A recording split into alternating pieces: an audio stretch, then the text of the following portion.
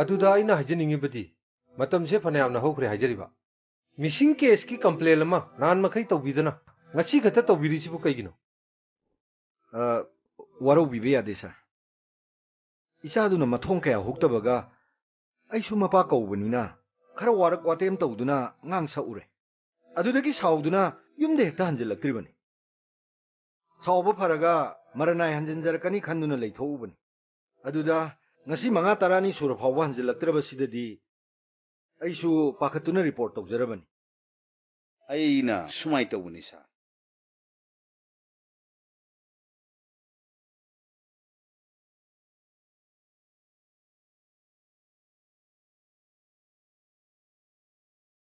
ꯉꯁꯤꯒꯤ ꯊꯧꯗꯣꯛꯁꯤ ꯐꯅ ꯑꯗꯨꯝ ꯅꯨꯡꯉꯥꯏꯔꯤꯍꯦ. ꯆꯞ ꯃꯥꯟꯅꯕ ꯃꯤꯁꯤꯡ ꯀꯝꯄ꯭ꯂꯦꯟ ꯑꯃ ꯑꯃꯨꯛꯇꯗ ꯄꯨꯟꯅ ꯂꯥꯛꯃꯤꯟꯅꯕ ꯍꯥꯏꯕꯁꯤ ꯐꯅ ꯑꯗꯨꯝ ꯇꯥꯟ ꯆꯥꯅꯔꯤꯅꯦ ꯅꯠꯇ꯭ꯔꯥ? ꯍꯣꯏꯅꯦ, ꯐꯅ ꯑꯗꯨꯝ ꯇꯥꯟ ꯆꯥꯅꯔꯤꯅꯦ. ꯇꯥꯟꯖꯥꯁꯤꯒꯤ ꯈꯨꯗꯣꯡꯆꯥꯕ ꯂꯧꯔꯒ ꯃꯄꯥ ꯑꯩꯈꯣꯏ ꯑꯍꯨꯝꯁꯨ ꯁꯛ ꯈꯪꯅꯍꯧꯕ ꯌꯥꯔꯦ.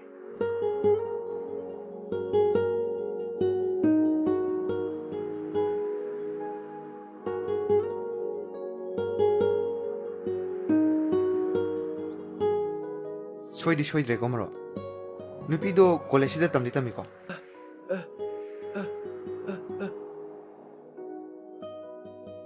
ꯉꯥꯏꯒꯩ ꯉꯥꯏꯔꯒ ꯂꯥꯛꯇ꯭ꯔꯗꯤ ꯀꯝꯗꯧꯕ?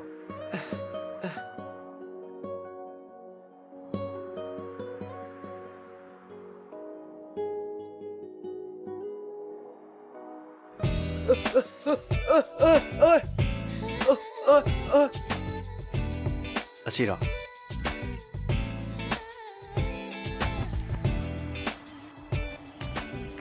ꯀꯩꯒꯨꯝꯕ ꯑꯝꯇ ꯍꯪꯖꯒꯦꯕ. ꯑꯩꯕꯨ ꯑꯣꯏꯕꯤꯔꯕ꯭ꯔꯣ? ꯍꯣꯏ, ꯑꯗꯣꯝꯕꯨꯅꯤ. ꯋꯥ ꯑꯝꯇ ꯍꯪꯖꯍꯧꯒꯦ. ꯀꯔꯤ ꯑꯣꯏꯕꯤꯔꯕꯅꯣ? ꯉꯔꯥꯡ ꯑꯗꯣꯝꯒꯤ ꯀꯔꯤ ꯑꯣꯏꯔꯕꯣꯏ ꯈꯜꯂꯨꯔꯦ. ꯑꯗꯨꯒ ꯔꯨꯃꯥꯜꯁꯦ ꯑꯣꯏꯔꯦ. ꯔꯨꯃꯥꯟꯁꯦ ꯑꯗꯣꯝꯗꯗꯤ ꯀꯔꯤꯝꯇ ꯀꯥꯟꯅꯔꯝꯗꯕ ꯌꯥꯏ. ꯑꯗꯣ ꯑꯩꯈꯣꯏꯗꯗꯤ ꯌꯥꯝ ꯃꯔꯨꯑꯣꯏꯕ ꯄꯣꯠꯁꯛ ꯑꯃꯅꯤ. ꯔꯣꯃꯥꯟꯁꯤꯅ ꯃꯔꯝ ꯑꯣꯏꯔꯒ ꯁꯦ ꯑꯩꯈꯣꯏ ꯃꯔꯨꯞ ꯑꯅꯟꯗꯨꯒꯤ ꯊꯃꯣꯏꯒꯤ ꯑꯣꯏꯕ ꯋꯥꯗꯣ ꯐꯣꯡꯗꯣꯛꯅꯕꯒꯤ ꯇꯟꯖꯥꯗꯣ ꯂꯧꯖꯒꯦ ꯇꯧꯕꯅꯤ. ꯑꯩꯈꯣꯏ ꯃꯔꯨꯞꯁꯦ ꯃꯤꯒ ꯃꯤꯃꯥꯟꯅꯗ꯭ꯔꯕ ꯃꯤꯁꯛꯅꯤ ꯍꯥꯏꯕꯗꯣ ꯑꯩꯈꯣꯏꯁꯨ ꯈꯪꯉꯤ. ꯑꯗꯨꯕꯨ ꯀꯔꯤ ꯀꯥꯏꯒꯦ? ꯃꯔꯨ ꯑꯣꯏꯕꯗꯤ ꯅꯨꯡꯁꯤꯅꯕꯗꯨꯅꯤ. ꯊꯃꯣꯏ ꯃꯁꯛ ꯈꯪꯅꯕꯗꯨꯅꯤ. ꯑꯩꯈꯣꯏ ꯃꯔꯨꯞ ꯑꯅꯟꯗꯨꯒꯤ ꯄꯨꯛꯆꯦꯜꯁꯨ ꯑꯗꯨꯝ ꯇꯤꯟꯅꯔꯀꯥꯟꯗ ꯈꯪꯕꯤꯔꯛꯀꯅꯤ. ꯍꯥꯏꯖꯅꯕ ꯅꯠꯆꯗꯦ. ꯑꯗꯣ ꯍꯧꯖꯤꯛ ꯃꯇꯝꯗ ꯃꯥꯒꯨꯝꯕ ꯅꯨꯄꯥꯗꯤ ꯊꯤꯕꯗ ꯋꯥꯔꯅꯤ.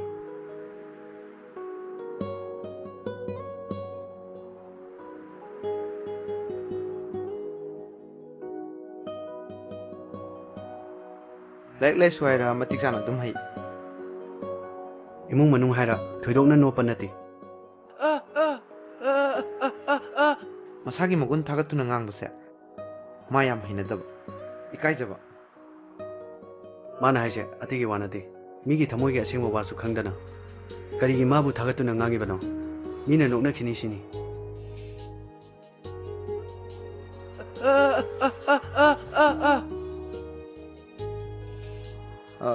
ꯑꯗꯨ ꯀꯔꯤ ꯈꯟꯕꯤꯔꯤꯒꯦ? ꯄꯥꯎꯈꯨꯝ ꯑꯝꯇꯪꯗꯤ ꯄꯤꯕꯤꯔꯝꯃꯨꯗꯅ.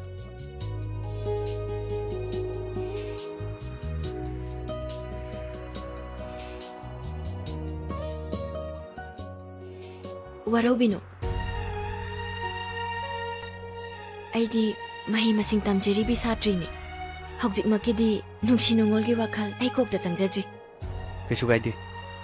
ꯍꯌꯦꯡ ꯆꯪꯉꯛꯄ ꯃꯇꯝꯗ ꯑꯩꯈꯣꯏꯃꯨꯛ ꯊꯦꯡꯅꯕꯁꯨ ꯌꯥꯏ. ꯄꯥꯎꯈꯨꯝ ꯑꯝꯇꯪ ꯄꯤꯕꯤꯔꯝꯃꯨꯗꯅ ꯃꯔꯨꯞꯁꯤꯒꯤ.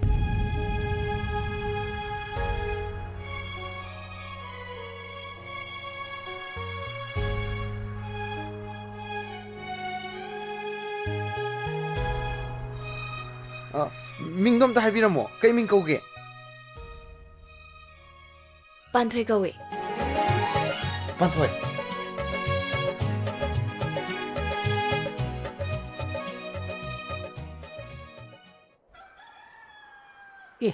ꯁꯤꯗ ꯅꯠꯇ꯭ꯔꯣ ꯃꯣꯏ ꯏꯃꯨꯡꯗꯨꯕꯣ? 시드니 하이브르네. 시드니 하이두디 뭐이나? 아두디 정은지 그이노. 장은실 라. 다. 시부. 아ኳ 이따오 그리디 왜 줌나? 마니미. 그리디 요욤니 버치. 이따오. 워 이따오 그리디 리더브로. 그리디. 이따. Kanano, tare! Cái nô này, à quay mù với mục trà này. Cao rồi bỏ. Karo bo khoi wi ta. Warau ya de sati ole. Ai pida budur ke. Chummi, akhoi nai ba chummi. Ai này hai rồi, lấy làm mi su rồi. Chummi to. Nawani sati ole me. À tu này hai gì? 제 범무세. 시대다 범절래 지고. 파나 구이네 구이 우나 기대보다. 콜레스 로에 고데 좀 우나 기대래 해리 봐. Chummi to. Maru pu ju pu kari to wi ke. 아두니 머로. सरकारकी थबम तौजिरान कोइ जिन्जेले सिमंगाइ अतै थबकसु उपाय litre Maru, ai hai jage. Hojiki matamda saragi tabang akta sum tanadana leitre sunya. Sen tanabagi lambi di othongna yam leikre hajari ba. Aikhoi da among tang yengbiu ne. Aikhoi ani gi isagi living standard chap chara leijare. Aikhoi gi low incol car jeep. Nongmada lupa lising manga taragi cross. Sini ne maru. À tu này hai gì? À tu cái, hồi trước mà tầm là sao cái thằng nó cái đầu đuôi nó. Phana cháu của thằng bố đuôi nó su, 6 phana lạc đuôi nó su. Thà mà đó nè, lupa lạc mà tu lo phăng bờ đi nè. Cái số ấy thuộc theo bộ anh. 아이 바운 따드레 머로 하이비리시 International Finance Company Hyper Network amagi maming ta kharba. 아이 하이비티 딱 룸 떠위 얌 챙나디 ඛꯪ드레 Multinational company ni. Finance na deal to bune. Head office na Dubai de lebini. Pithibi gi mafam mayam da magi branch santui. Manipur da na akhoi ani na authorized agent oi. Sumai to biro. Athubu matam da ne akhoi office da pha nang teling biro. Adudi akhoi umu yawragi. 아이 쇼이드는 락시게 아이 쇼이드는 락시게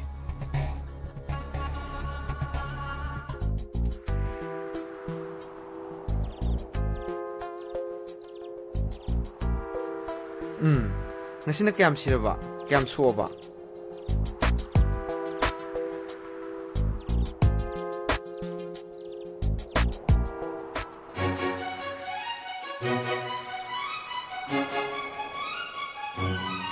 Anando, bisanto. Yaure.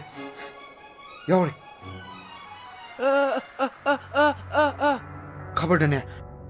Who you put to lo yaure. Ha, kari gini hai ge adudi.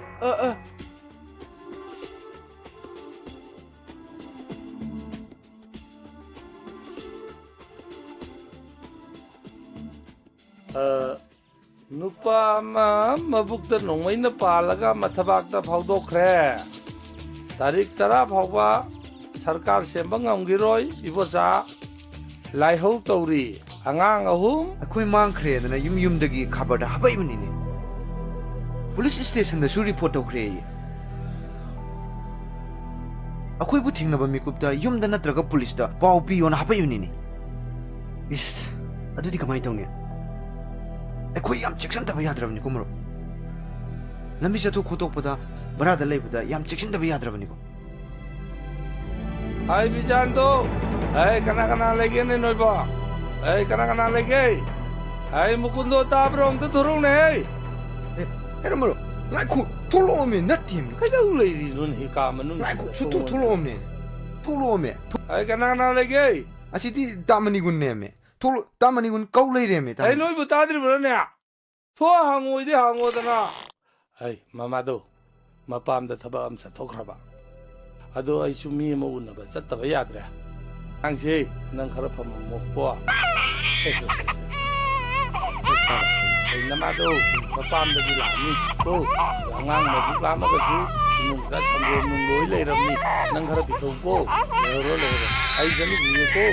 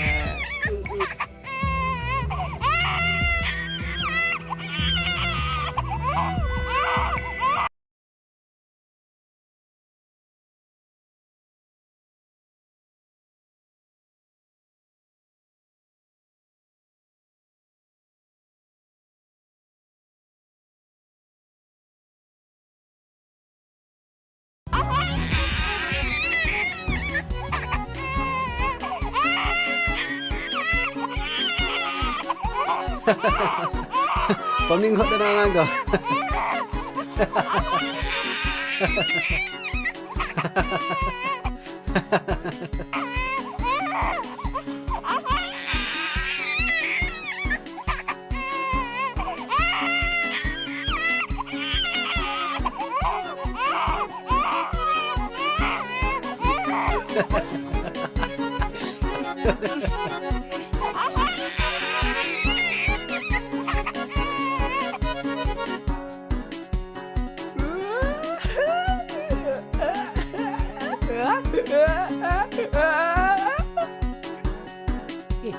시대 ꯅꯠꯇ꯭ꯔꯣ ꯃꯣꯏ ꯏꯃꯨꯡꯗꯨꯕꯣ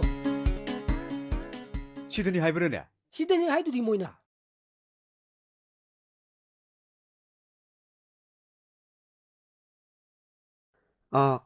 ꯀꯅꯥ ꯍꯪꯕꯤꯕ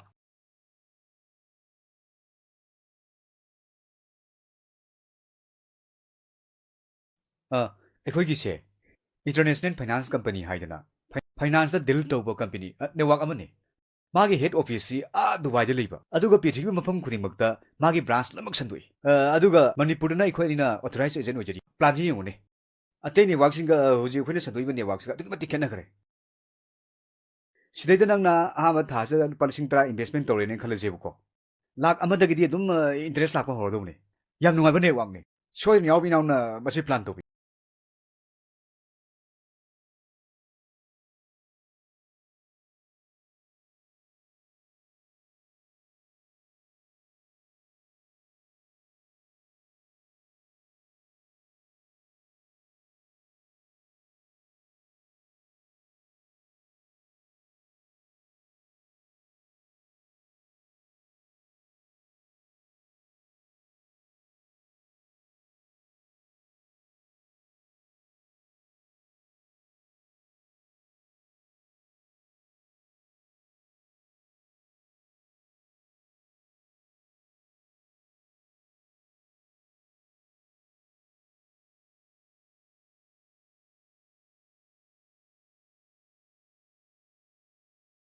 ꯅꯦꯠꯋꯥꯛꯁꯤꯗꯤ ꯌꯥꯝ ꯊꯨꯅ ꯏꯅꯥꯛ ꯈꯨꯟꯗꯅꯤꯡꯉꯥꯏ ꯋꯥ ꯂꯩꯇꯦ ꯏꯕꯥꯅꯤꯁꯨ ꯇꯨꯡꯒꯤ ꯄ꯭ꯂꯥꯟ ꯁꯦꯝꯕ ꯍꯧꯕ ꯌꯥꯔꯦꯗ ꯁꯤꯅ ꯍꯦꯗꯂꯥꯏꯟ ꯀꯧꯏ ꯑꯗꯨꯒ ꯁꯤꯒꯤꯁꯤꯅ ꯍꯥꯔꯠꯂꯥꯏꯟ ꯀꯧꯏ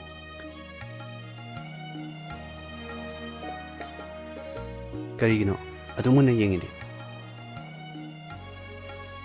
ꯅꯪꯁꯦ ꯑꯍꯥꯟꯕ ꯊꯦꯡꯅꯕꯗꯗꯤ ꯑꯁꯨꯝꯅ ꯏꯪꯇꯞꯄ ꯂꯧꯁꯤꯡ ꯂꯩꯕ ꯃꯤ ꯑꯣꯏꯔꯝꯒꯅꯤ ꯍꯥꯏꯕ ꯑꯩ ꯊꯥꯖꯔꯨꯗꯦ ꯍꯥꯟꯅꯗꯤ ꯀꯔꯤ ꯍꯥꯏꯅ ꯈꯜꯂꯤ ꯀ꯭ꯔꯦꯛ ꯆꯨꯕ ꯑꯉꯥꯎꯕ ꯑꯣꯏꯔꯝꯒꯅꯤ ꯁꯤꯔꯥ ꯆꯨꯍꯤ ꯆꯐꯨ ꯀꯥꯏꯕꯒꯤ ꯋꯥꯔꯤꯗꯤ ꯑꯣꯏꯔꯣꯏꯀꯣ ꯑꯁ ꯅꯪ ꯁꯤꯃ ꯂꯤꯡꯊꯣꯏ ꯕꯤꯠ ꯍꯥꯠꯄ ꯋꯥ ꯉꯥꯛꯇ ꯉꯥꯡꯉꯤ ꯕꯤꯠ ꯍꯥꯠꯄ ꯅꯠꯇꯤꯌꯦ ꯁꯣꯏꯍꯟꯅꯤꯡꯗꯗꯅ ꯆꯦꯛꯁꯤꯟꯅꯕ ꯍꯥꯏꯕꯅꯤ ꯍꯧꯖꯤꯛ ꯃꯇꯝꯁꯤꯗꯅꯦ ꯈꯗ꯭ꯔꯛ ꯃꯗꯛ ꯇꯧꯕ ꯃꯤ ꯌꯥꯝ ꯊꯣꯛꯑꯕꯅꯦ ꯍꯣꯏ ꯅꯪꯅ ꯍꯥꯏꯗꯣ ꯆꯨꯝꯗꯕꯗꯤ ꯅꯠꯇꯦ ꯑꯩꯒꯤ ꯗꯥꯎ ꯃꯇꯥꯁꯤꯒ ꯗꯥꯎ ꯌꯥꯗ꯭ꯔꯦ ꯑꯗꯨꯝꯗ ꯍꯥꯏ ꯀꯨꯊꯤ ꯕꯥꯖꯤ ꯌꯦꯡꯗꯅ ꯀꯔꯤꯅꯣ ꯐꯅꯕ ꯂꯥꯏ ꯇꯤꯟ ꯈꯨꯔꯨꯝꯊꯣꯛꯀꯤꯗꯤ ꯍꯥꯏꯗꯦ ꯑꯗꯣ ꯕꯤ ꯑꯔꯣꯏꯕ ꯊꯥꯅꯤ ꯍꯥꯏꯗꯥꯏꯅꯦ ꯂꯥꯏꯔꯤꯛ ꯀꯌꯥꯝ ꯄꯥꯔꯒꯦ ꯅꯠꯇ꯭ꯔꯒ ꯄꯥꯜꯃꯤꯁꯇꯤ ꯑꯣꯔꯥꯏ ꯂꯩꯔꯕꯣ ꯑꯅꯤꯃꯛ ꯑꯃꯠꯇ ꯅꯠꯇꯦ ꯄꯥꯟꯖꯤꯕꯨꯗꯤ ꯌꯦꯡꯉꯨꯔꯦ ꯀꯔꯤ ꯍꯥꯏꯔꯛꯀꯦ ꯄꯥꯟꯖꯤꯅ ꯏꯄꯣꯛꯀꯤꯅꯤ ꯐꯕ ꯋꯥꯔꯅꯤ ꯎꯄꯥꯏ ꯑꯃꯈꯛꯇꯪꯗꯤ ꯂꯩ ꯃꯗꯨꯒꯤ ꯎꯄꯥꯏꯗꯨꯁꯨ ꯌꯥꯝ ꯅꯥꯇꯩ ꯆꯥꯗꯕ ꯎꯄꯥꯏꯅꯤ ꯑꯗꯨꯕꯨ ꯀꯔꯤ ꯎꯄꯥꯏꯅꯣꯕ ꯎꯄꯥꯏ ꯍꯥꯏꯕꯕꯨ ꯀꯅꯥꯒꯨꯝꯕꯤ ꯃꯊꯣꯠ ꯀꯥꯔꯛꯄꯤ ꯂꯩꯁꯥꯕꯤ ꯑꯃꯗ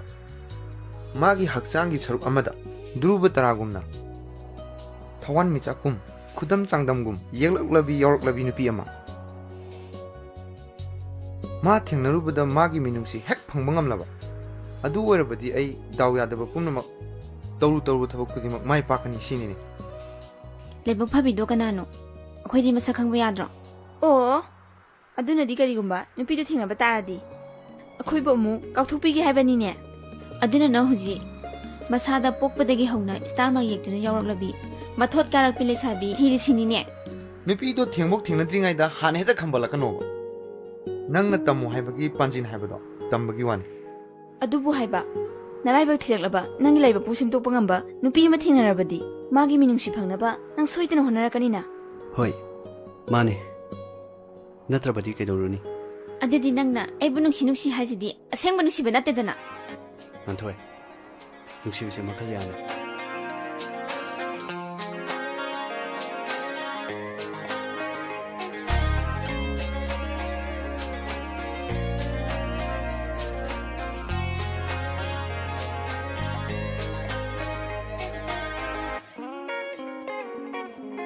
Wari wakal se Nanggi wakal da Patak kay nung sinarasu Ay koyani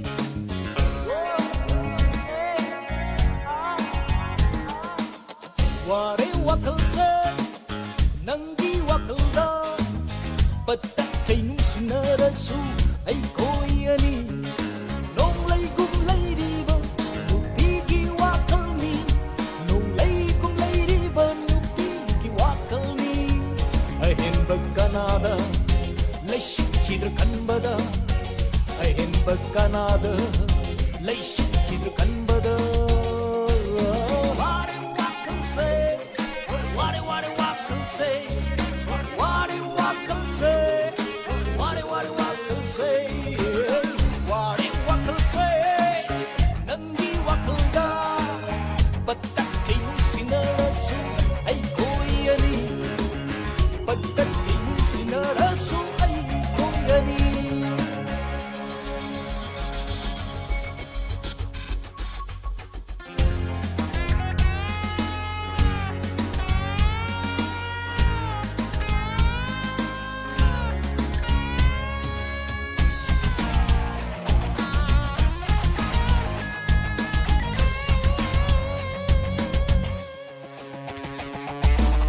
Mami samlaba Nanggi nung sisaktam na Potapang hanghande Ay diwakal na say Mami samlaba Nanggi nung sisaktam na Potapang hanghande Ay diwakal na say Ay hingkudi Tumtaba Ya hande Ya hande Oh mangda ka manglang na bagum Manglang na'y nangonda Mangda ka manglang na bagum Manglang na'y nangonda Ay pangkangda Ka pangkangda Ay pangkangda Nang iwakangda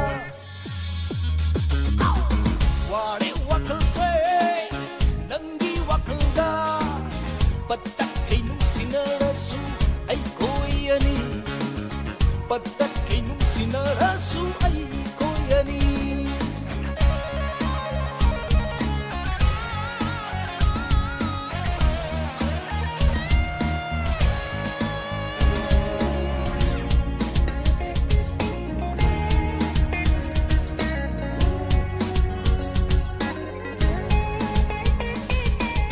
Nanga inagtalinda na layraga Kohli aigi awaba wakal se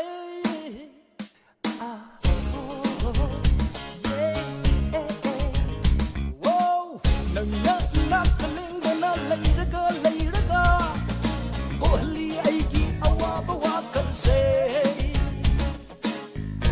Lagi amukta nungay kiwakal da Lagi amukta nungay kiwakal da Ikulotunan ang samalagta Ikulotunan ang samalagta Wari wakal se Wari wakal se Wari wakal se Wari wakal se Wari wakal se Nanggi wakal da Batak kay nung sinarasu Ay koyani Nong lay gum lay riba Nupigi wakal ni Nong lay gum lay riba Nupigi wakal ni Ahin bagkanada Lay shikidr kanbada Ahin bagkanada Lay shikidr kanbada Wari wakal se Wari wakal se Wari wakal se Wari wakal se Wari wakal se Wari wakal se Wari wakal se Wari wakal se ꯑꯉꯥꯡꯁꯤꯡꯅ ꯂꯩꯔꯤꯕ ꯀꯥꯁꯦ ꯁꯤꯅꯤ ꯌꯥꯅꯤ ꯑꯩ ꯀꯧꯊꯣꯛꯆꯒꯦ ꯑꯩ ꯑꯅꯟꯗꯣ ꯕꯤꯖꯥꯟꯗꯣ ꯃꯨꯀꯨꯟꯗꯣ ꯑꯩ ꯅꯣꯏꯒꯤ ꯑꯍꯟꯁꯤꯡ ꯂꯥꯛꯏ ꯑꯃꯨꯛꯇ ꯊꯣꯔꯛꯎ ꯀꯩ ꯍꯩ ꯉꯥꯏꯈꯣ ꯑꯩ ꯋꯥꯍꯩꯒꯦ ꯅꯣꯏ ꯑꯍꯨꯝꯁꯤ ꯃꯥꯡꯈ꯭ꯔꯦꯅ ꯈꯕꯔꯗ ꯐꯣꯇꯣꯒ ꯀꯣꯟꯅꯅ ꯍꯥꯞꯄꯛꯄꯗꯒꯤ ꯅꯣꯏꯗ ꯇꯥꯟꯅꯔꯝꯕ ꯇꯧꯗꯅ ꯑꯍꯜꯁꯤꯡꯁꯦ ꯑꯩꯅ ꯀꯧꯕꯅꯤ ꯑꯗꯨ ꯅꯣꯏꯗ ꯍꯥꯟꯅ ꯇꯥꯝꯗꯦꯅ ꯅꯣꯏ ꯁꯥꯎꯅꯨꯀꯣ ꯏꯄꯥꯒꯤ ꯃꯨꯀꯨꯟꯗꯣ ꯃꯆꯥꯕꯨ ꯍꯩꯁꯤꯡꯅꯕ ꯋꯥꯔꯛ ꯋꯥꯇꯦꯝꯕ ꯍꯥꯏꯕꯁꯤꯗꯤ ꯃꯄꯥ ꯑꯣꯏꯕꯁꯤꯡꯒꯤ ꯃꯊꯧꯅꯤ ꯃꯗꯨꯃꯛꯅ ꯃꯆꯥ ꯑꯣꯏꯕꯁꯤꯡꯅꯁꯨ ꯌꯨꯝ ꯊꯥꯗꯣꯛꯇꯨꯅ ꯍꯦꯛꯇ ꯆꯦꯟꯈꯤꯅꯕꯒꯤ ꯃꯔꯝꯗꯤ ꯈꯔ ꯍꯦꯟꯃꯟꯗ꯭ꯔꯥ ꯅꯪ ꯑꯩꯒꯤ ꯑꯃꯠꯇ ꯌꯥꯎꯖꯕ ꯏꯆꯥꯅꯨꯄꯥꯅꯤ ꯅꯪꯅ ꯆꯠꯈꯤꯕ ꯅꯨꯃꯤꯠꯇꯒꯤ ꯅꯃꯥꯒ ꯏꯕꯥꯅꯤ ꯆꯥꯐꯝ ꯊꯛꯐꯝ ꯈꯪꯗꯅ ꯂꯦꯜꯂꯛꯂꯤ ꯂꯥꯎ ꯌꯨꯝꯗ ꯍꯜꯂꯁꯤ ꯏꯄꯥꯒꯤ ꯏꯕꯨꯡꯉꯣ ꯑꯅꯟꯗꯣ ꯅꯪ ꯍꯣꯝꯗ ꯍꯜꯂꯛꯇꯨꯅ ꯑꯍꯥꯡꯕꯁꯦ ꯑꯃꯨꯛꯇ ꯃꯦꯟꯁꯤꯜꯂꯨ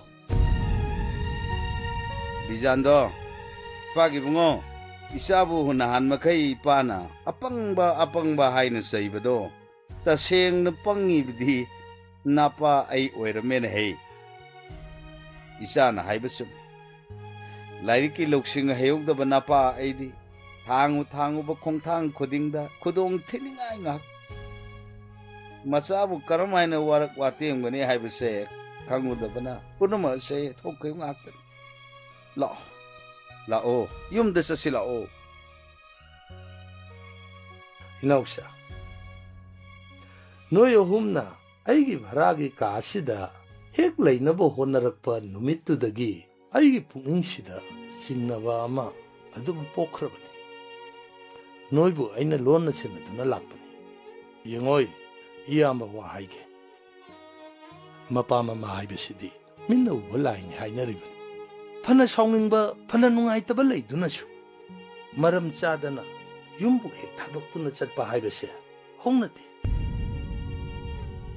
ꯆꯠꯂꯣ ꯑꯍꯜꯁꯤꯡ ꯂꯥꯛꯏꯉꯩꯁꯤꯗꯅꯦ ꯆꯠꯂꯣ ꯍꯧꯖꯤꯛꯃꯛ ꯌꯨꯝꯗ ꯍꯜꯂꯣꯀꯣ ꯆꯠꯂꯣ ꯄꯥꯕꯨꯡ ꯑꯩꯈꯣꯏꯅ ꯌꯨꯝꯗ ꯍꯟꯕ ꯇꯥꯔꯕꯗꯤ ꯋꯥꯐꯝ ꯑꯃꯗꯤ ꯌꯥꯕꯤꯒꯗ꯭ꯔꯥ ꯄꯥꯕꯨꯡ ꯀꯩꯅꯣ ꯍꯥꯏꯌꯨꯅꯦ ꯅꯪꯒꯤ ꯑꯄꯥꯝꯕꯗꯣ ꯍꯥꯏꯌꯣ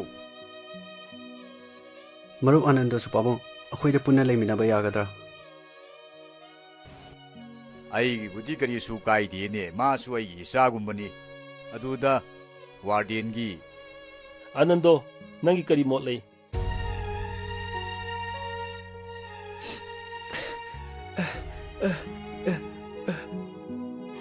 ꯐꯔꯦ ꯑꯩ ꯅꯪꯒꯤ ꯑꯄꯥꯝꯕꯗ ꯑꯃꯨꯛ ꯍꯟꯅ ꯌꯦꯠꯂꯔꯣꯏꯀꯣ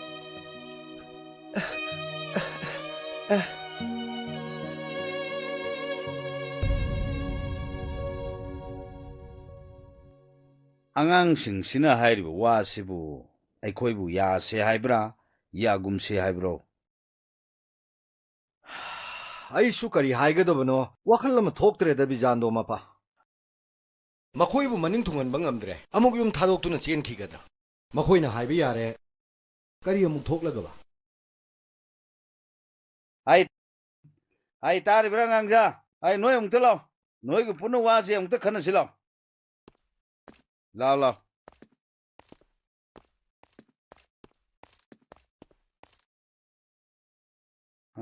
ꯀꯌꯥ ꯌꯥꯝꯕ ꯁꯦꯟꯐꯝꯅꯣ ꯅꯣꯏꯅ ꯍꯥꯏꯔꯤꯕ ꯁꯦꯟꯐꯝꯁꯦ ꯄꯥꯕꯨꯡ ꯑꯀꯛꯅꯕ ꯂꯩꯇꯦ ꯌꯥꯝꯅ ꯊꯥꯗꯔꯒ ꯌꯥꯝꯅ ꯄ꯭ꯔꯣꯐꯤꯠ ꯂꯥꯛꯑꯦ ꯄꯥꯕꯨꯡ ꯑꯗꯨꯕꯨ ꯅꯣꯏꯅ ꯊꯥꯗꯒꯦ ꯍꯥꯏꯅ ꯈꯜꯂꯤꯕ ꯁꯦꯟꯐꯝꯗꯨꯕꯨ ꯀꯌꯥꯅꯣ ꯍꯥꯏꯕꯅꯤ ꯑꯍꯥꯟꯕꯒꯤ ꯁꯨꯝ ꯌꯦꯡꯊꯣꯛꯄ ꯑꯣꯏꯅ ꯄꯥꯕꯨꯡ ꯑꯩꯈꯣꯏ ꯑꯃꯃꯝꯒꯤ ꯂꯨꯄꯥ ꯂꯥꯛ ꯑꯃꯃꯝꯗꯤ ꯊꯥꯗꯁꯤꯔꯥ ꯍꯥꯏꯅ ꯈꯜꯂꯤ ꯇꯁꯦꯡꯅ ꯀꯥꯟꯅꯔꯒꯗꯤ ꯃꯇꯨꯡꯗ ꯑꯃꯨꯛ ꯈꯔ ꯍꯦꯟꯅ ꯊꯥꯗꯔꯁꯨ ꯌꯥꯏ ꯄꯥꯕꯨꯡ ꯍꯥꯏꯔꯤꯁꯤꯅꯗꯤ ꯁꯦꯟꯐꯝꯗꯣ ꯑꯉꯥꯡ ꯅꯠꯇꯦꯅꯦ ꯑꯗꯣ ꯁꯣꯏꯗꯤ ꯁꯣꯏꯔꯔꯣꯏ ꯍꯥꯏꯕ ꯅꯣꯏ ꯇꯁꯦꯡꯅ ꯈꯪꯂꯕ꯭ꯔꯣ ꯁꯣꯏꯔꯗꯤ ꯃꯤ ꯕꯤꯜꯗꯤꯡꯒ ꯁꯥꯟꯅꯔꯤꯕ ꯀꯥꯔꯒ ꯇꯣꯡꯅꯔꯤꯁꯦ ꯑꯃꯐꯥꯎ ꯇꯣꯡꯉꯔꯣꯏꯕ ꯁꯤ ꯅꯣꯏ ꯑꯃꯃꯝꯒꯤ ꯂꯨꯄꯥ ꯂꯥꯛ ꯑꯃꯃꯝ ꯅꯣꯏ ꯑꯍꯨꯝ ꯂꯥꯛ ꯑꯍꯨꯝ ꯀꯝꯗꯧꯁꯦꯕ ꯕꯤꯖꯥꯟꯗꯣ ꯃꯄꯥ ꯀꯝꯗꯧꯅꯤ ꯏꯆꯥꯁꯤꯡꯅ ꯐꯩ ꯄꯥꯝꯃꯦꯅ ꯍꯥꯏꯔꯕꯅꯤꯅ ꯄꯤꯕ ꯇꯥꯔꯦꯗꯅ ꯃꯣꯏꯅ ꯒꯨꯂꯤ ꯆꯥꯔꯨꯒꯦ ꯅꯝꯕꯔ 4 ꯀꯥꯞꯄꯨꯒꯦ ꯍꯥꯏꯕꯗꯤ ꯅꯠꯇꯦꯗꯅ ꯁꯦꯟ ꯇꯥꯜꯂꯨꯒꯦ ꯍꯥꯏꯕꯅꯤ ꯃꯣꯏꯅ ꯉꯁꯤ ꯈꯣꯡꯒꯨꯟ ꯇꯥꯔꯛꯏꯕꯁꯦ ꯑꯩꯗꯤ ꯑꯣꯟꯊꯣꯛꯅ ꯅꯨꯡꯉꯥꯏꯈ꯭ꯔꯦ ꯄꯤꯅꯤ ꯅꯣꯏꯒꯤ ꯑꯄꯥꯝꯕ ꯁꯦꯟꯗꯣ ꯏꯄꯥꯅ ꯄꯤꯅꯤꯀꯣ ꯅꯆꯥꯁꯤꯡ ꯌꯥꯝ ꯅꯨꯡꯉꯥꯏꯖꯔꯦ ꯄꯥꯕꯨꯡ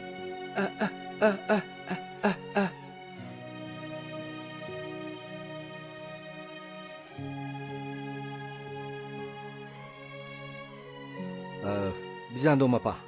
Aina so angam sempham de hapakanida. Adubu leitaba khoidadi sen sengang na te ko. Nangsu thamoi jamon khre he. Thamoi saugi wa na tene mukundompa. Yum thadoktuno muksien khigedra kibadagi aisu yari banine.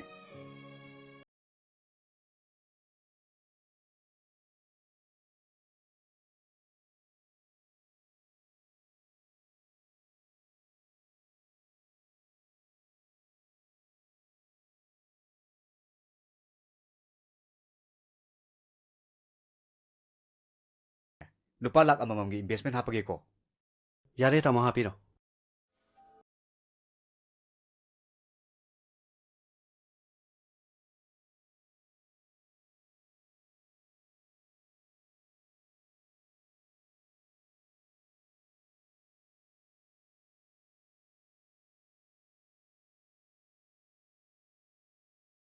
Gidi investment se kyam to bi batare. Mga kitang hanan tamjage. Faragadi ko na mo hapsanjage. Kalimata kai lite marup. Abagi wadi ai khoina haidragasu. Thabak se thengna biraga adumita khangbiragani. Ado investment to bi to paisa do di yawbiraba nantro. Aw, puzare.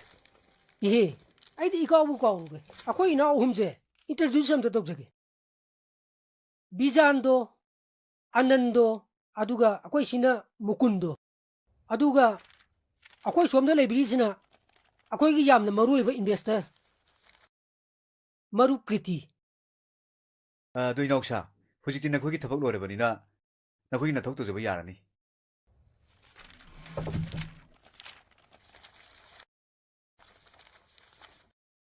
Silejare. Adudi ako itaw Kriti gi palang mga investment thambagi ko.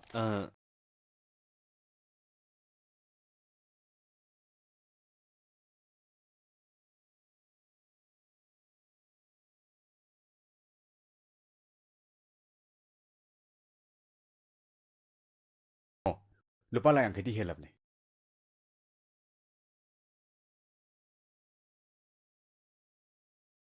Adudi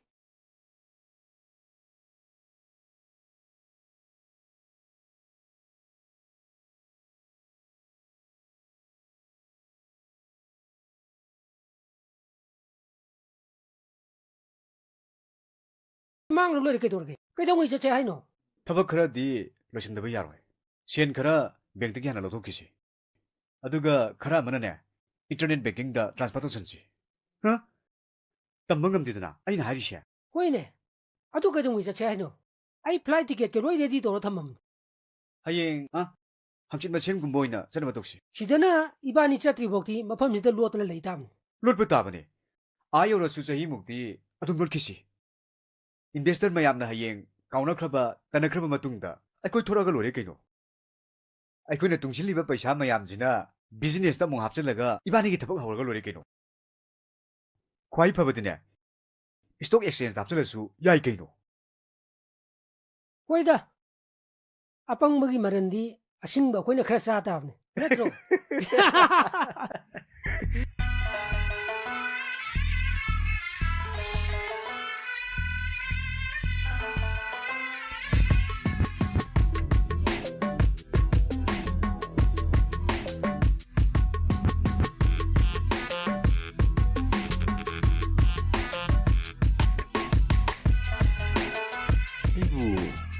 오늘자 마시드니 뭐 오피스 레비 누구 오피스 좀 그동 공도 그러잖아 이봉아 까나노 나나 디립두보 시기 두칸 시기 마타까지도 오피스 좀 내는 모두 그동 홍 그렇게 kaya thong sa ba nateda angangsingdo ka bhara pigedab suwalibani ngasi mari mangani sure makhoi laktaba aisu sauningna ka se solondra thamlabni 오 hujik makhoi na mukadumda hungdokhraba khangeda ibungo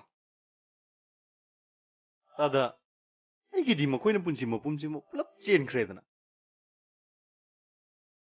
ऐ जे पंगिदा तादा मोइ नैबु थाजन दुना network यावजे ना होबुदगी ऐसु थाजदुना मकोई the लुपा lakh मंगा pull-up पिथोरबनी ने S हप्ता अमगी मतुंगदा ऐकी फमबम तोकवा ऐकी लुपा लिसिंग यांखै जे मकोई न ऐकी अकाउंट दा अदुम चंगानी न ऐसु पिथोरब मोइ न अकाउंट दा अदुम यावरमनी न ऐन चेक तोरकांददी अमते यावरमद्रबा मोबाइल पाउ लौनगे तौसु मोई पाइबो मोबाइल ओइ स्विच ऑफ तौबो वानी करीनो बाइन हौजिक तौदैसिबो सिबो अखोय पाबुंग करी खुमदिनो आई ग्यान ताद्रे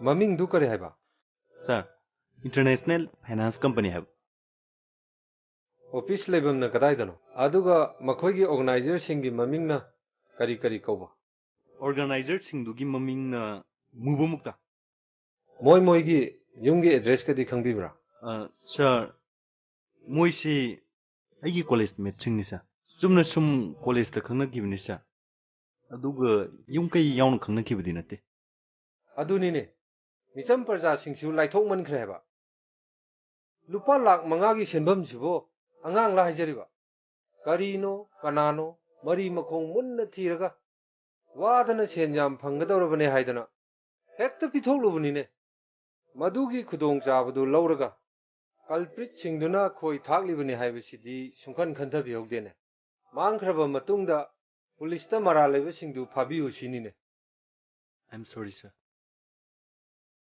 फरे एनीवे अखोई पुलिस डिपार्टमेंट ना मखोइबु फाननबा अगंबा थाकता होनजगे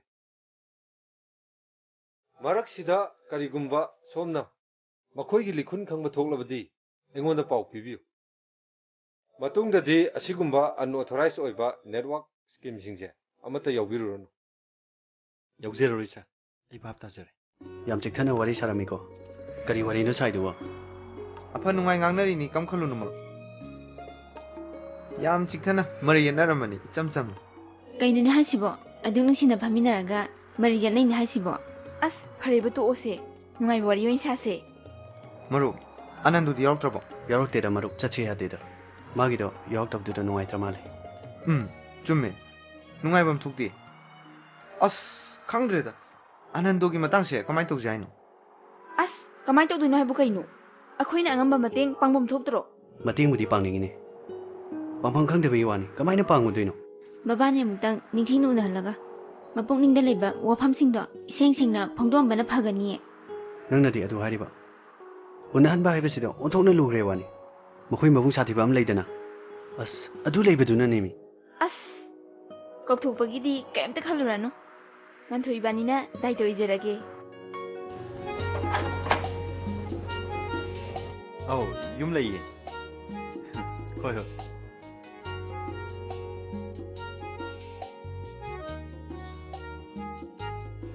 तामो पांथोइबो लेब्रा लेरंगनी बेमा नखोइ बहाना सो मुदा उखिद्रि खै पांथोइगी ममानबि सिंगलो मानि तामो नहवाई स्कूल मिनरपदगी खंगनरकपनी ओ कौथोरके लाओ इमुंग चंग फमलो यारन तामो अखोइ साइसुम लेपमगे पंथोय नमानबि लाइए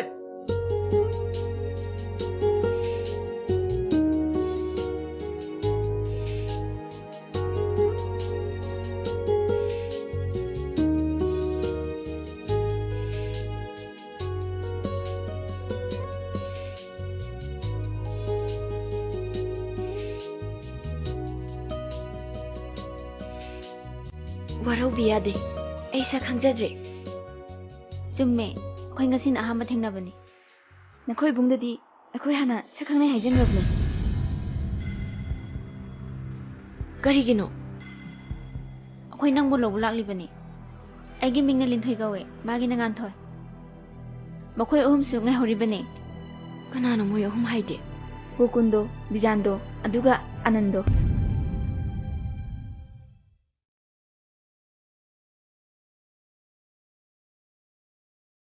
ai chatpa yaroye akhoi bungna kadaidano soidana hangakani nanthoi nangasidi ibani gi mai akpi daba yadi akhoi na nangbu soidana porkani haido ure nang yaudrabadi ibani bu makhoina chinthibini soidana haikhrani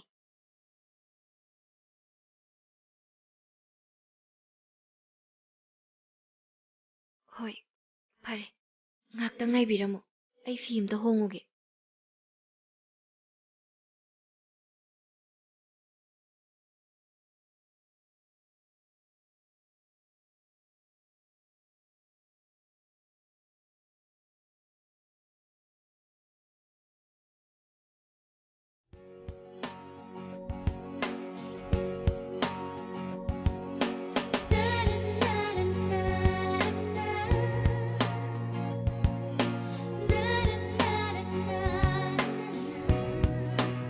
Tamo, som ta piuba. Kaidano nangbo? Imanabisinga thabak amta chauge tauba.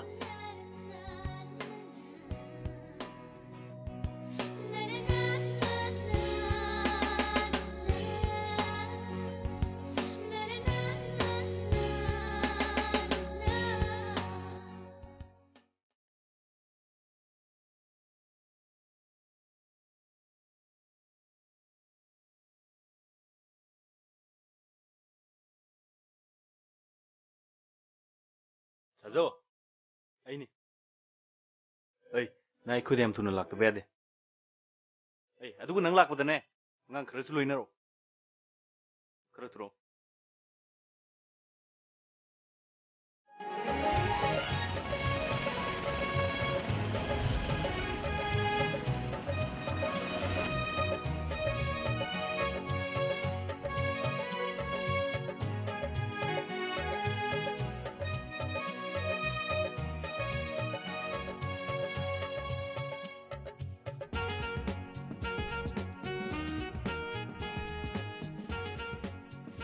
Itok no wana por khazani la laktagi. Sanajaro wari do. Panthoi, ngasigi thawang asida akhoi bulana lobigan ko. Tangai phadana akhoi marup anando gi lobigadoba. Ising singba phirep to khangning badagi kaujaban. Hoi marup se, miman na traba misa amani. Adubu, mamu thamoi chawa mi dile ramoi. Mimanande lon thokte haiduna bukayang kai belai bagi panthoi. Mimana ba mi ngaktana miro.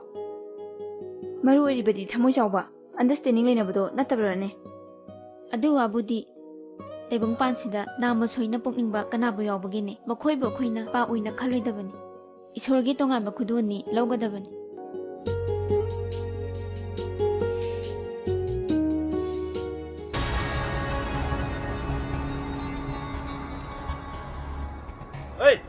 Minbi kabuk set kan ibu siro ha kabuk set kan ibu sirai ba oh ngasi ditane am sara yung ni sado aina nan gi thirei do makoi umsu yawri ni khadrak madak to ga mi gi maran mat kan ina khangma habi du bo akoi ba amta tajadre da akoi na khadrak madrak to ga kana gi maran mat yaw khra hey mi tang de ai khanga moi khan bro aro mani ning bro asin na bane ro company ado na koi kar bunjil lag lingkhat panadro Tamo, newa company ke doge tamo. mi ado company ke dawro ge kain ni akal likadar nu yung ai ri tudi paisa lag nu ingot kri tudi hey ai ki lupa lag manga do ngasi pi ge bra piro hebra narun che natra dine koi taptai phura kane police nang gadam adugane na punchi chup jail da nam chillaga ngadam ni Tamo, amta tapthabi ko. Tamo gi do bha mai chen chenare. Akoi network company dugi organization nati. Akoi di investor sing. Ya adunu ni. Siram dai khongau wer sibo marun chengrin he. Kande sajau. Makoi hum se phara phugai ra kane. Ai gi lupa lak manga da lotuk de adam ni.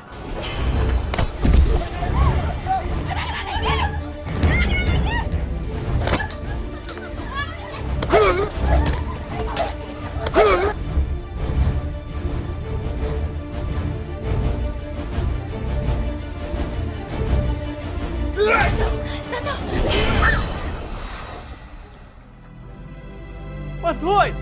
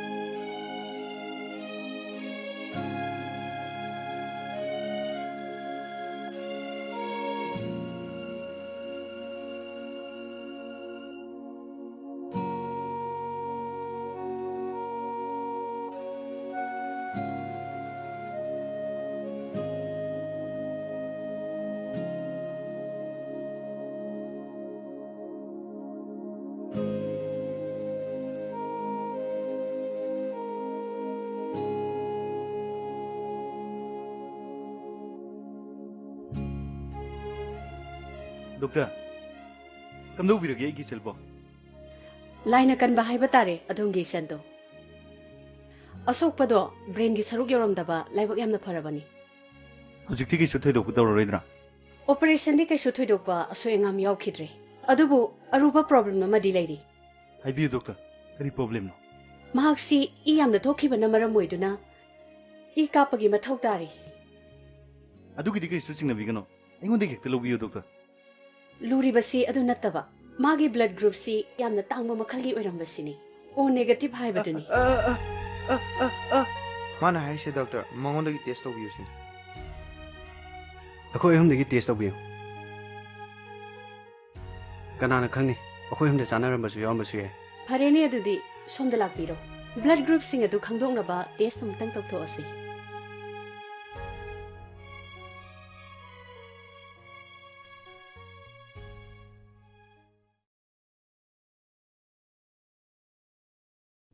Doctor, donor singi blood group ki reason phangi. Makhoi gi maraktagi darkar laiba O negative tu yaurame. Oh, yam phare sister. Mangondagi I khara launaba thorang torasiko adudi. Oh sister, O negative oiba donor dugi maming dikari haibano. Anando haibini doctor. Oh, yam phare adudi thorang torasi. Me amjigi marakta anando harasi kanano. Nakhoi patient do khara phagal hore mana ongta unaningwa male.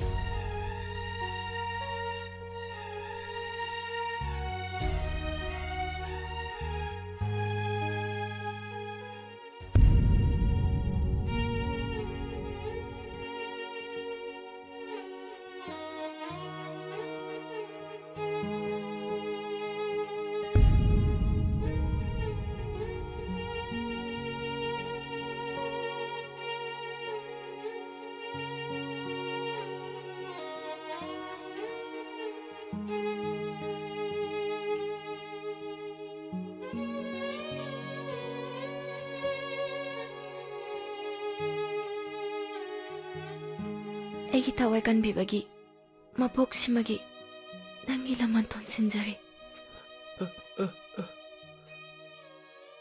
Ai khangi hauzik egi lutong da cheli base nangi ini.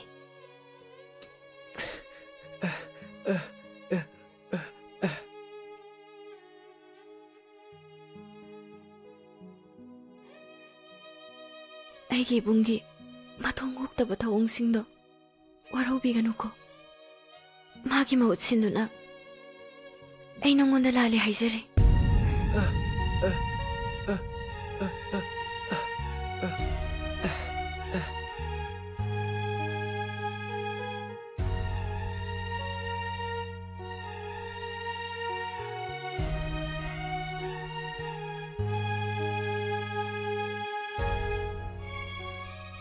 Banthoi, bungi bema, na bung buara uganu ko. Aina na koi punang po, lana laurure. Dada, makoy singse, aigi luna tinajaba, luna khangnajaba marung mapangatani. Makoy na kay dongaida, mingon na oidaba, aran pa tarongani haiba. Ay thajate. Asing mani dada, akoy bu thajabi. Akoy network company dugi organizer na tiyada. Daragum na akhoi su network company tu da paisa thadaruba investor ngaktani. Yare to inausa. Aigi wakana puno lana laurure. Ngasi, na koi mayam gi mating na aigi sen gi thawai kan mangam libane. Paisa ngaktana miyoi bi thawai degi henan dudida.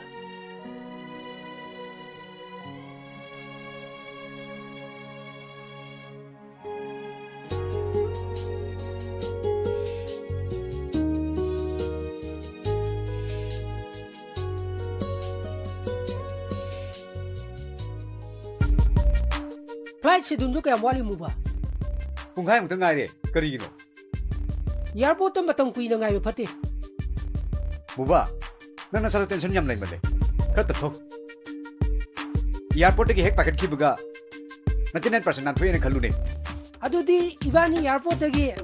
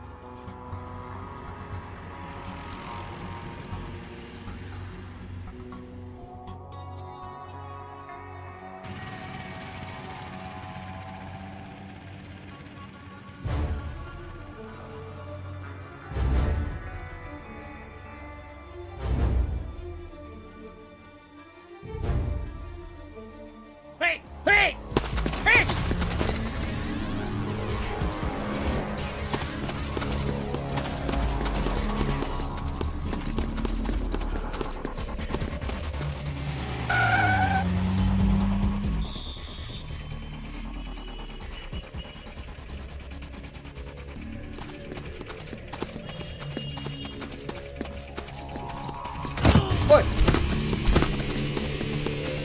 ꯑꯁꯤ ꯅꯍꯥꯟꯒꯤꯗꯨꯅꯦ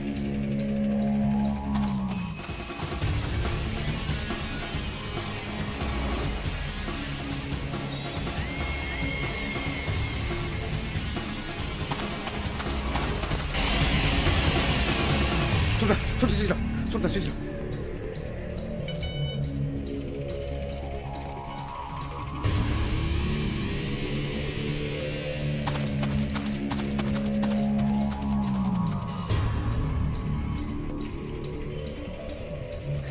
묵다. 그쪽에 물어. 아이 기회만 물어. 거기 저희 반이. 나오미. 아이 뭐래. 쟁이 물어야. 나오시.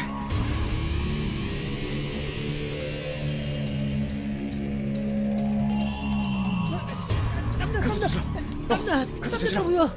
이 공나리.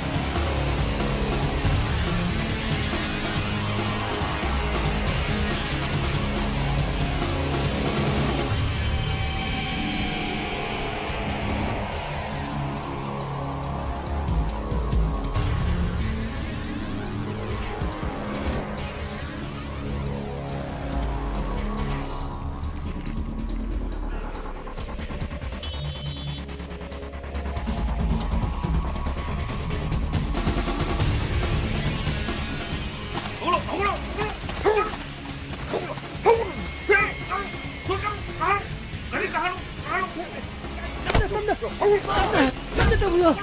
이 공나리.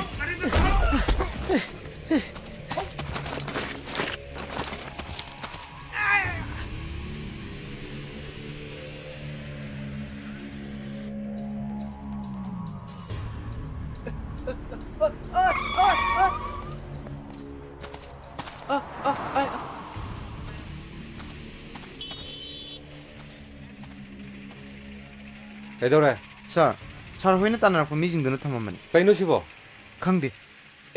ꯄꯩꯁꯥꯅꯤꯅꯤ. Very good. ꯑꯗꯨꯗꯤ ꯅꯈꯣꯏ ꯑꯅꯤ ꯑꯣꯐꯤꯁꯇ ꯂꯥꯛꯑꯣ. ꯑꯣꯐꯤꯁꯇ ꯎꯅꯔꯁꯤꯀꯣ. ꯌꯥꯝ ꯅꯨꯡꯉꯥꯏꯔꯦ.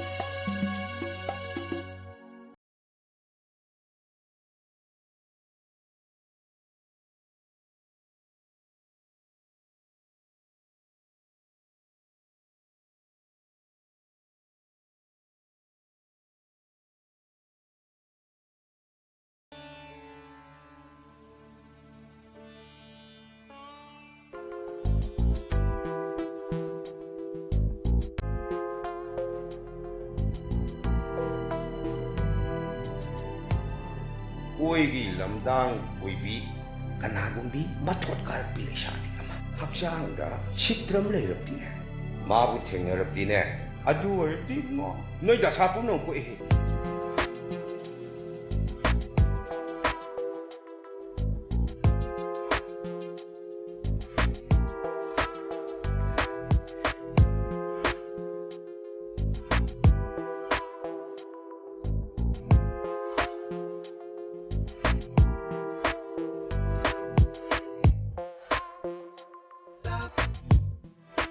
빠봉!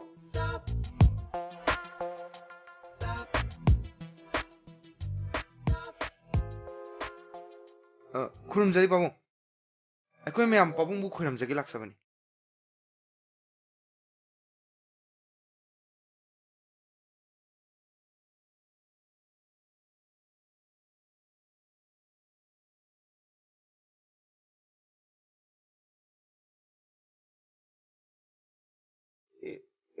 아이부 떠우리시 밥 어머 이따 따드리네 이샤사.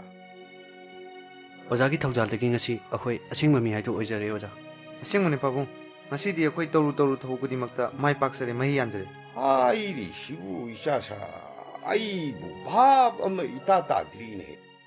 ꯑꯣꯖꯥꯗꯤ ꯀꯥꯎꯕꯤꯔꯝꯕꯁꯨ ꯌꯥꯔꯦ. ꯅꯣꯡꯃ ꯑꯩꯈꯣꯏꯅ ꯑꯣꯖꯥꯒꯤ ꯃꯅꯥꯛꯇ ꯀꯨꯊꯤ ꯌꯦꯡꯕ ꯂꯥꯛꯆꯔꯝꯃꯤꯗꯅ.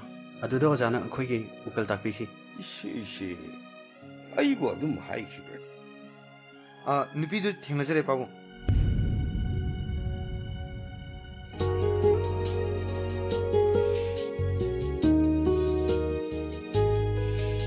이씨.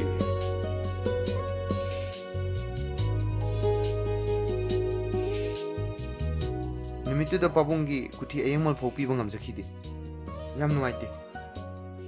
ꯑꯗꯣ ꯉꯁꯤꯗꯤ ꯑꯩꯈꯣꯏ ꯃꯌꯥꯝ ꯄꯨꯟꯅ ꯍꯧꯅꯔꯒ ꯑꯣꯖꯥꯒꯤ ꯑꯌꯦꯡꯃꯜ ꯄꯤꯕ ꯂꯥꯛꯆꯔꯤꯕꯅꯤ.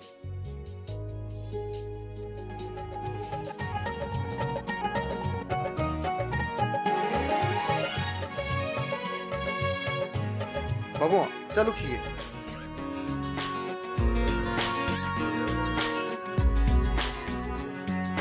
ꯀꯥꯡꯂꯨꯞꯅ ꯈꯥꯏꯗꯦ ꯃꯔꯨꯞꯀꯤ ꯃꯐꯝꯗ ꯑꯁꯦꯡꯕ ꯃꯔꯨꯞꯇꯤ ꯊꯃꯣꯏꯒꯤ ꯑꯣꯏꯕꯅꯤ.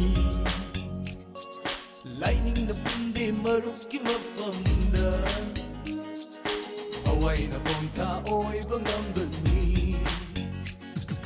ꯅꯪꯁꯨ ꯃꯁꯨ ꯑꯩꯁꯨ ꯃꯁꯨ ꯅꯪꯁꯨ ꯅꯪꯁꯨ ꯃꯁꯨ ꯑꯩꯁꯨ ꯑꯍꯨꯝꯅꯦ ꯑꯍꯨꯝ. ꯌꯨꯁꯕꯤ ꯃꯈꯣꯡ ꯑꯍꯨꯝ. ꯌꯨꯁꯕꯤ ꯃꯈꯣꯡ